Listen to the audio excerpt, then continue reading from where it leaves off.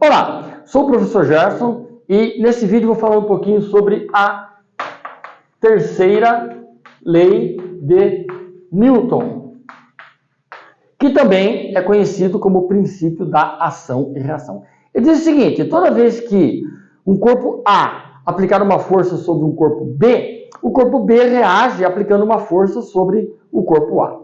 Ok? Pelos desenhos embaixo dá para ver que, e pela própria expressão, né?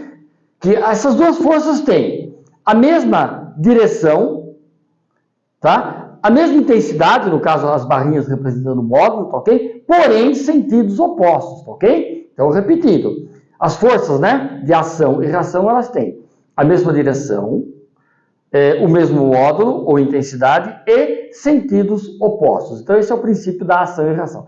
Cuidado, né? Por exemplo, se eu empurrar a lousa vai me empurrar? Não, a lousa não vai me empurrar, tá ok? É que quando eu empurro a lousa, eu sinto, né, uma reação ali da lousa, que é a força de reação. Então, cuidado, né? Não vou empurrar um corpo, o corpo vai me empurrar, não é bem assim que acontece, tá ok?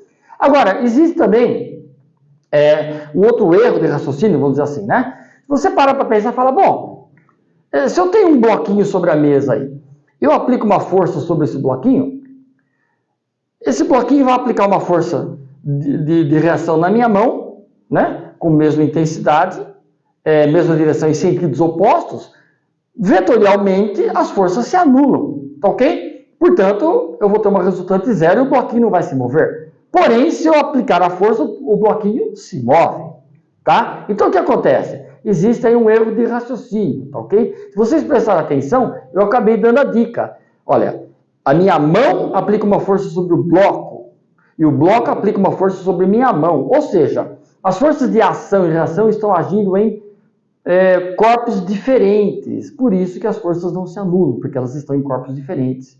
Tá ok? Então, se eu pegar o bloquinho lá, se ele está parado, ele já tem uma resultante nula.